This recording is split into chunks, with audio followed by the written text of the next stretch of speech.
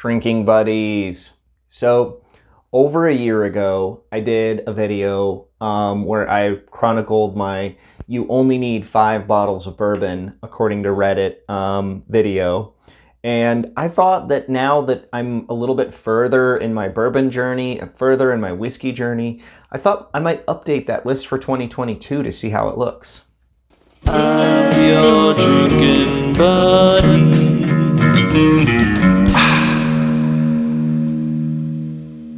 So, drinking buddies, before I begin, I do want to remind everyone that this is a desert island game. No one is saying that you need to only have 5 bottles of bourbon. No one is saying that you have to keep to this list. I know in the comments last time there were several people who were like, I hate these lists. Well, the algorithm doesn't. So I have to sort of make lists like this because the algorithm really rewards you when you say top 5 of this, top 5 of that. So that's part of the reason why I'm making this video. And the other reason is Whiskey Row, another really great whiskey channel, recently updated his list for 2021. 2022. And I really liked that idea because I've evolved in my whiskey journey. And I thought it'd be really fun to look back on my top 5 and then also explain how I would change it to today. So the first bottle up is a daily sipper. And last time I chose Jim Beam Black.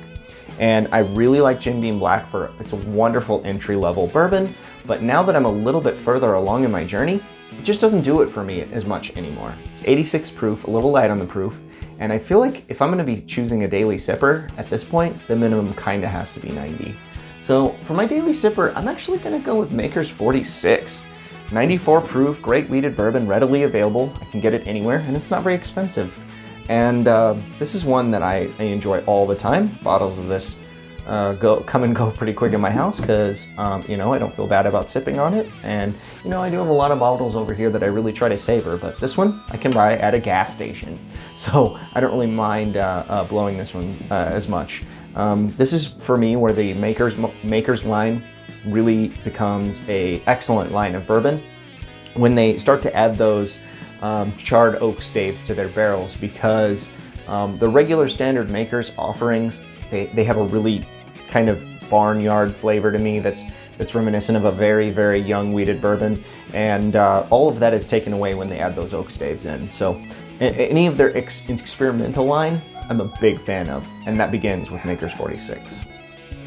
Next up, I wanted to talk about a cheap mixer, and last time I chose Larceny. And Larceny is actually what I would consider to be an excellent mixer because it's a lower end, readily available wheated bourbon, and I actually think wheated bourbons mix really nicely.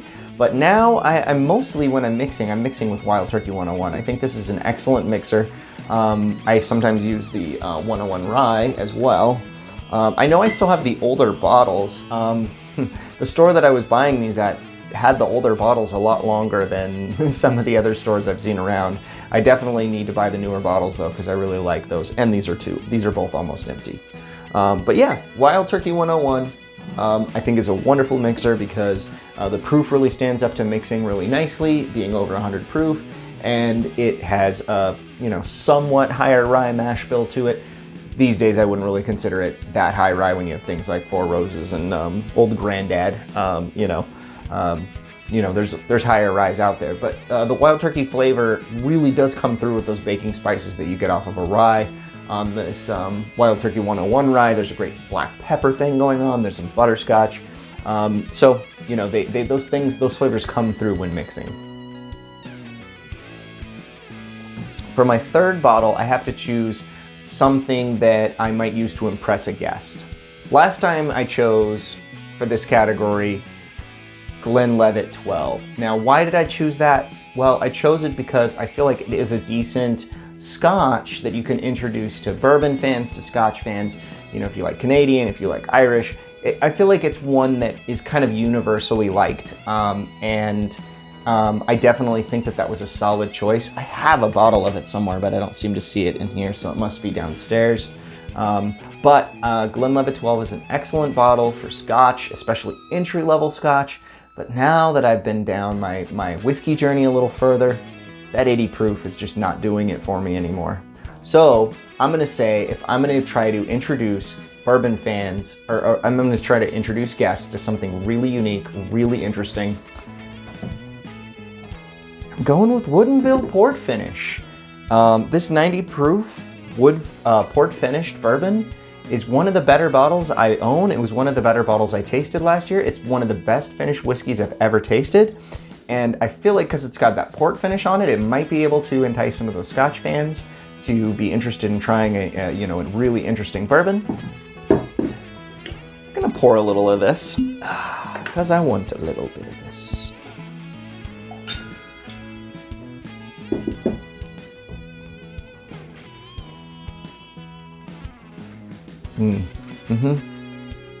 Yeah, it's got a little bit of a red licorice thing going on for me from the port finish.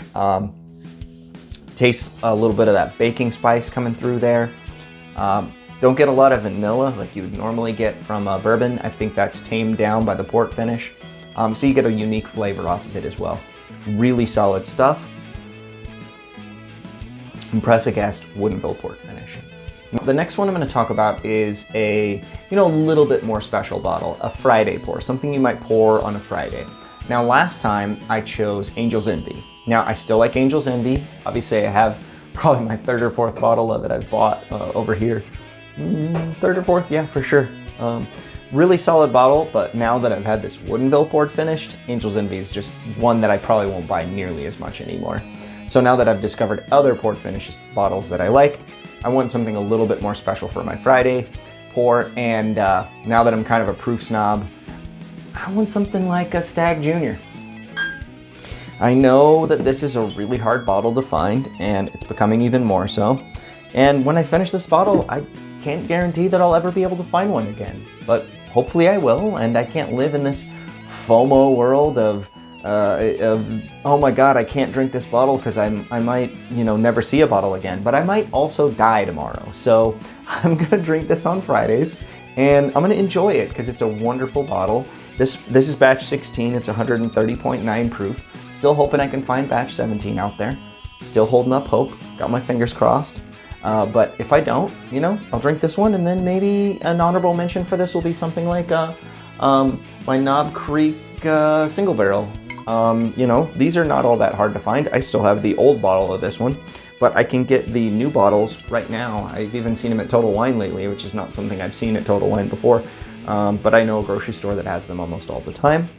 And so if I can't find the Stag Junior, honorable mention will be the Knob Creek single barrel at 120 proof, 9 years old, which is a little bit, I believe that's a little bit older than these Stag Junior bottles.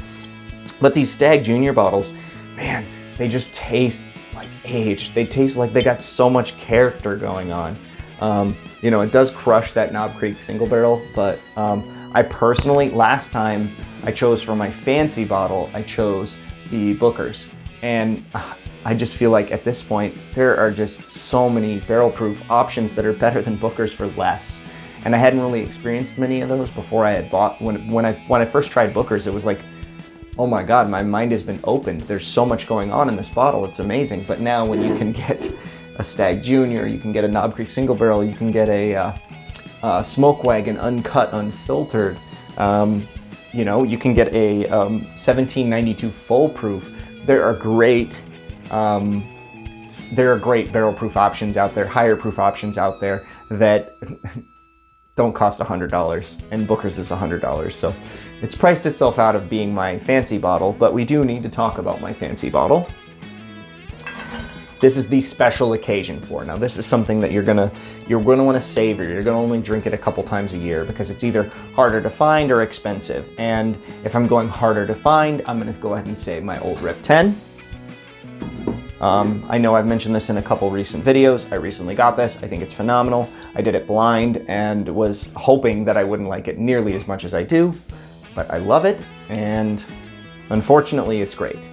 Now if I'm going off of price, maybe I only want to enjoy this every once in a while because of price, then I'd probably go with something like one of my Master's Keeps. I have a couple Master's Keep. I have Decades, and I have the Wild Turkey Master's Keep 1 that just came out last year. So if I was concerned about price, I might say one of those. But as far as just being a bottle that I want to enjoy on special occasions, that I love, that I think is phenomenal, I'm gonna go with that Old Rep 10. It's just so good. And if you're curious about my reviews, I post two videos where I featured that Old Rep 10 recently. And thank you for watching. I hope you enjoy. I'm gonna go ahead and say that I think that Tipsy Whiskey Shenanigans should do this video next. You can only have 5 bourbons, Reddit thing, whatever you want to call it. But I want to see Tipsy Whiskey Shenanigans doing this next. Thank you for watching. We'll see you on the next one.